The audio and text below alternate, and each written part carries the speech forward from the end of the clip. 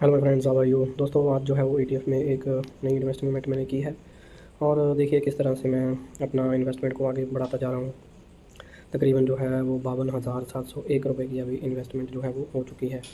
तो इसमें मैंने थोड़ा सा ऑटो 20 में जो है वो किया है इन्वेस्टमेंट, बैंक 20 में किया है इन्वेस्टमेंट।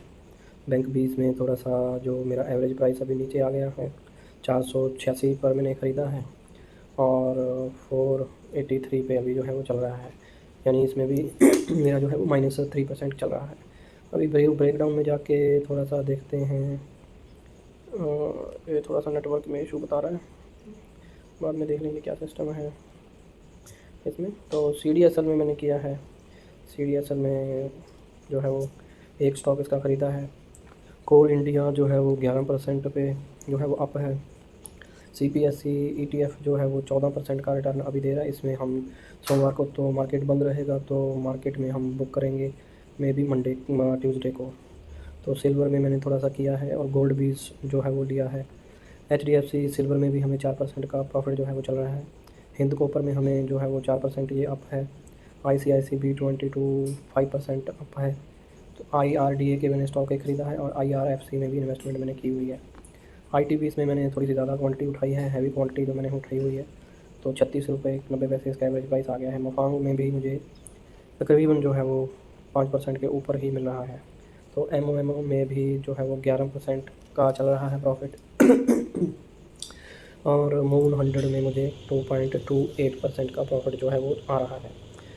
इसके बाद जो है वो निफ्टी भी इसमें 6% के ऊपर का चल रहा है। ये भी मैं अगर 8% तक आ जाएगा तो बुक करूँगा इसको।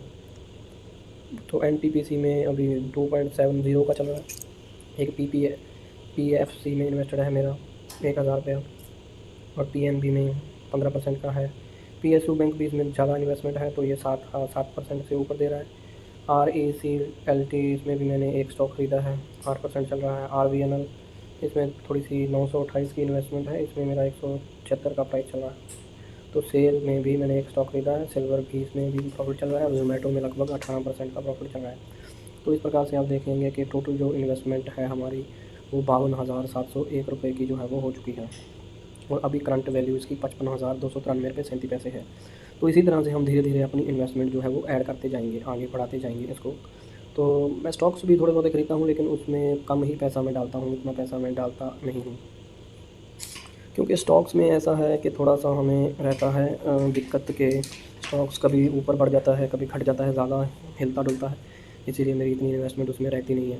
और मुझे ऐसा लगता है कि ETF की इन्वेस्टमेंट जो है वो सबसे ज़्यादा सेफ़ है, एक तो अच्छी इन्वेस्टमेंट बनी जाती है। और आपको पता है कि इंडेक्स तो भाई कभी ज़ीरो होने वाला है नहीं। अगर इंडेक्स ही ज़ीरो हो गया तो फिर क्या है। तो जैसे जैसे हम देखते हैं कि निफ्टी ने बड़ा मूव दिया था, अच्छी खासी रिकवरी भी की थी, लेकिन बाद में फिर से थोड़ा डाउन आया है। मार्केट में अभी भी तेज़ी जो है वो बनी हुई है, लेकिन थोड़ी सी करेक्शन जो है वो आ रही है। उसमें क्या है कि FIs जो हैं वो अपना माल बेच रहे हैं, लेकिन रिटेलर जो है वो ख़रीद रहा है। क्योंकि अगर मार्केट ऊपर आया है तो इसका मतलब है कि रिटेलर अब जो है वो समझदार हो गया है। जहाँ पर भी उसको बाइंग का मौका मिल रहा है, रिटेलर ख़रीद रहा है, भर भर के पैसों का बोरा भर के लाता है और डेली ETF और दूसरे इंडेक्स फंड, म्यूचुअल फंड में ख़रीदारी करता है। तो इसीलिए मार्केट नीचे जब भी जाता है FI सेल कर देते हैं, लेकिन उसके फ़ौरन बाद ही रिकवरी हमें दिखती है। उसका रीज़न ही यही है कि FIs जब खेत बेचते हैं तो नीचे के लेवल पे आता है, और जब भी रिटेलर आते हैं तो वो वहाँ से उसको ऊपर लेके आते हैं।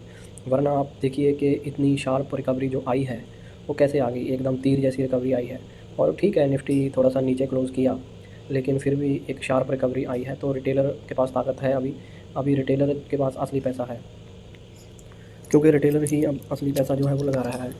देखिए जैसे जैसे लोग समझदार होते जा रहे हैं, लोगों को पता चलता जा रहा है कि जब भी मार्केट नीचे जाएगा भाई ऊपर तो आएगा ही, तो लोग जो हैं वो ख़रीदारी करने आ ही जाते हैं। और जैसे जैसे ख़रीदारी बढ़ी है वैसे वैसे आप देखिए कि किस प्रकार से मार्केट जो है वो ऊपर आया है। तो इसी प्रकार से मार्केट में अब बने रहने का टाइम है। ये टाइम मार्केट से बाहर निकलने का है नहीं। हाँ, जहाँ जहाँ आपका प्रॉफिट आपको लगे कि आपने बुक करना चाहिए तो आपका प्रॉफिट जो है वो उसमें बुक कर लीजिए, उसमें कोई जो है वो परेशानी की बात नहीं है। लेकिन मार्केट में एक हेल्दी करेक्शन होनी बहुत ज़रूरी होती है, क्योंकि मार्केट ऐसा नहीं है कि ऊपर ही ऊपर भागा जाएगा भाई, नीचे नहीं आएगा। तो ट्यूसडे को मार्केट खुलेगा, क्योंकि मंडे को तो जो है वो 25 तारीख की छुट्टी है मार्केट में। और जब भी मार्केट खोलेगा ट्यूसडे को तो अप ही जाना है उसने।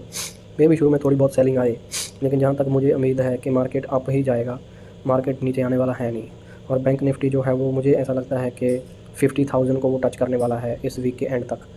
इस वीक के मतलब ये वीक के बाद जब शुरू होगा मंडे से, तो मंडे से लेके फ्राइडे तक वो 49,000 के पास खड़ा होगा और आज इसी महीने में मुझे लगता है कि 50,000 को टच कर देगा। पर मैं गलत भी हो सकता हूँ, ज़रूरी नहीं है कि मैं हर बार सही ही हूँ। लेकिन अभी तो मार्केट जो है वो बुलिश ट्रेंड बनाता है, बिल्कुल बुलिश रन जो चल रहा है इंडियन मार्केट में। और अगले मुझे लगता है कि ये 5-6 साल तक मार्केट में पैसा बनाने का टाइम है। और हम तो ETF में ज़्यादा इन्वेस्टमेंट करते हैं, मेरी तो सारी इन्वेस्टमेंट आप देखिए कि ETF में ही है। ETF के अलावा मैं कहीं और इन्वेस्टेड रहते ही नहीं हूँ। हाँ, सिंगल स्टॉक में थोड़ा बहुत ले लिया, वो 1-2 हज़ार इन्वेस्ट कर दिया सिर्फ देखने के लिए कि वो स्टॉक कैसे चल रहे हैं, वरना मैं लार्ज क्वांटिटी लार्ज पोर्शन अपना ETF में रखता हूँ। और आप अपनों को क्या है, 5-6% अगर एक महीने का मिलता है, मैं कहता हूँ 3% भी भाई एक महीने का मिल जाए, साल का 36% बन गया। उसमें भी मान लो 36% नहीं बना, 30% बन गया, तब भी हमारा भला ही भला है, और हमें क्या चाहिए। तो दोस्तों, ये थी आज की मेरी इन्वेस्टमेंट। तो मंगलवार से मार्केट खुलेगा, देखेंगे मार्केट में क्या होता है। तो चलिए दोस्तों, मेरी वीडियो को लाइक और सब्सक्राइब कीजिए और चैनल पे बने रहिए। मैं इसी तरह की इन्वेस्टमेंट वीडियोज़ आपके लिए जो है वो लाता रहूँगा। थैंक यू दोस्तों।